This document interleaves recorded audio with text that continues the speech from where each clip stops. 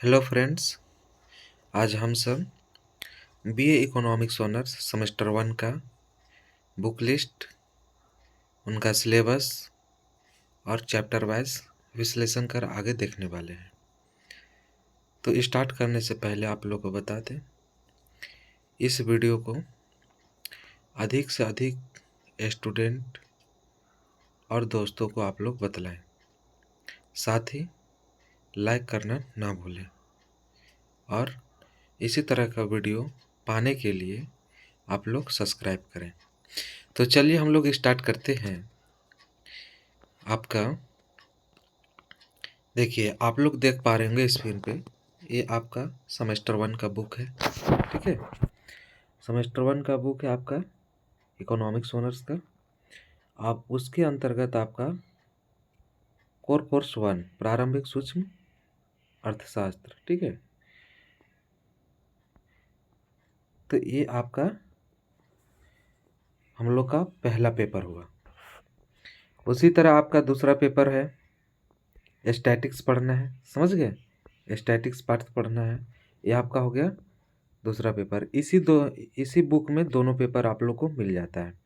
आप देखिए इसमें सिलेबस। ठीक है, आप सिलेबस देख सकते हैं आपका पेपर 1 का। समझ गए, इकोनॉमिक्स का पेपर 1 का थ्योरी वाला पार्ट, वेस्टी वाला पार्ट। ठीक है, ये सब देखिए। आपको कुल मिलाकर 5 भागों में इसे डिवाइड किया गया है। ठीक है, जैसे input market and land labour market है। समझ गए, तो इस तरह से आप लोग का टोटल यहाँ पे सिलेबस होता है। आप इसे स्क्रीनशॉट लेके रख सकते हैं। चलिए अब आगे चलते हैं। अब देखिए यहाँ से स्टार्टिंग होता है।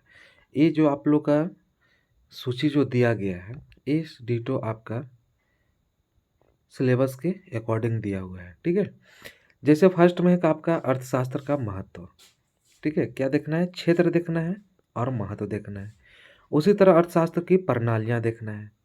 ठीक है, मेथड्स, मतलब कि अर्थशास्त्र का कितने विधि है। समझ गए। उसी तरह से आपका मूल आर्थिक समस्याएं देखना है। फिर आपका देखना है बाजार तथा प्रतियोगिता, ये दोनों देखना है। अर्थशास्त्र का विज्ञान देखना है। बिंदुरेख पठन पाठन एवं कार्यक्रम देखना है। समझ गए। उसके बाद है आपका मांग, मांग वक्र तथा मांग का नियम देखना है। समझ गए, सब मोस्ट इंपॉर्टेंट चैप्टर है। पूर्ति, पूर्ति वक्र तथा पूर्ति का नियम देखना है। मांग एवं पूर्ति का कीमत निर्धारण देखना है। उसके बाद कीमत यंत्र तथा संसाधनों का आवंटन देखना है। लोच तथा इसका उपयोग देखना है। समझ गए। और उनके बाद आपका एक चैप्टर है कर तथा करारोपण के लागते हैं। तो इस तरह से हम लोग का 12 चैप्टर समाप्त होता है। अब देखते हैं कि उपभोक्ता की बचत, जो पहले भी आप देख चुके हैं। उत्पाद की बचत या अतिरेक। समझ गए। उसके बाद उपभोग निर्णय, तटस्थ वक्र विश्लेषण। उनके बाद आपका अगला चैप्टर है कि पूर्ण प्रतियोगिता में फर्म एवं उद्योग का संतुलन। समझ पा रहे होंगे। ठीक है, संतुलन। उसके बाद आपका है अगला चैप्टर है एक अधिकार के अंतर्गत कीमत तथा उत्पादन निर्धारण। कीमत निर्धारण देखना है एक अधिकार के अंतर्गत, और उत्पादन निर्धारण देखना है। उनके बाद लागत विश्लेषण है। फिर आगम या आय, ठीक है, आय विश्लेषण है। ठीक है, अब उनके बाद देखिए आय विश्लेषण के बाद आपका श्रम बाजार के अंतर्गत देखना है, उसके मूल अवधारणाएं। ठीक है, श्रम की मांग और पूर्ति देखना है। फिर मजदूरी निर्माण देखना है। अब लास्ट चैप्टर जो है भूमि का आपका अर्थ देखना है और उसका विशेषता देखना है। भूमि का, लैंड का है ना, उसका क्षेत्र क्या है, अर्थ क्या है और उसका विशेषता क्या है। उसी तरह से आप लोग देखिए फिर यहाँ आगे में।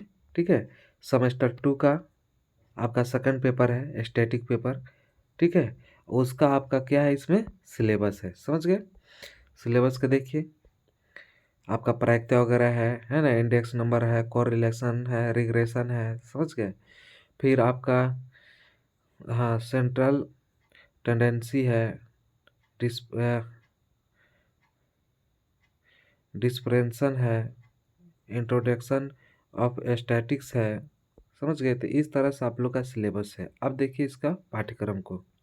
ठीक है, पाठ्यक्रम के अंतर्गत आने वाले जो चैप्टर है, सो देखिए हम लोग का इंट्रोडक्शन देखना है आपका क्या, स्टैटिक्स का, जिसमें परिभाषा हो जाएगा, प्रकृति हो जाएगा, क्षेत्र हो जाएगा, अर्थशास्त्र का, अर्थशास्त्र में मतलब स्टैटिक्स का क्या महत्व है ये हो जाएगा। उसका बाद समांकों का संकलन की विधियाँ हो जाएगा अगला चैप्टर। अनुसंधान की संगणना एवं निर्देशन विधि, ठीक है। उसके बाद वर्गीकरण और सारणी। उसके बाद चित्रों द्वारा समांकों का प्रदर्शन देखना है, ठीक है। उनके बाद देखिए समांकों का बिंदु रेख प्रदर्शन देखना है, समझ गए।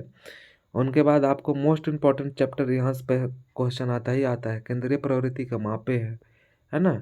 आपका समांतर माध्य, माध्यिका, बहुलक, ये सब आपको देखना है। उनके बाद आपका क्या है कि गुणोत्तर माध्य, हरात्मक माध्य, ठीक है। उनके बाद आपका स्टैंडर्ड डिवीजन का क्वेश्चन आता है, आप किरण की माप है, जिसमें विस्तार देखना है, जिससे माध्य विचलन देखना है, परिमाप विचलन देखना है, विचरण गुणांक देखना है, ठीक है। उनके बाद परिघात या आघूर्ण एक चैप्टर है, उसे देखना है। विषमता आपको देखना है, या पृथ्वी शीर्षत्व, ठीक है, वो देखना है। आपका सहसंबंध फिर देखना है। उनके बाद प्रतिगमन विश्लेषण देखना है, ठीक है, जिसे रिग्रेशन एनालिसिस भी कहते हैं। उसके बाद काल श्रेणी देखना है, टाइम सीरीज, ठीक है। उनके बाद निर्देशांक सूचकांक इंडेक्स नंबर यहाँ मोस्ट इम्पॉर्टेंट है। प्रायिकता, इससे भी छोटा क्वेश्चन पूछता है, प्रायिकता का अवधारणा, नियम और यादृच्छिक दर देखना है, ठीक है। ये सब है। तो आप लोग इस तरह से कंप्लीट होता है पूरा पार्ट, ठीक है। तो आप लोग प्रयास करें कि इसको समझें, और समझने के बाद आप लोग इसका अध्ययन करें। अगर आप क्लास चाहते हैं तो आप कमेंट बॉक्स पर अवश्य लिखें,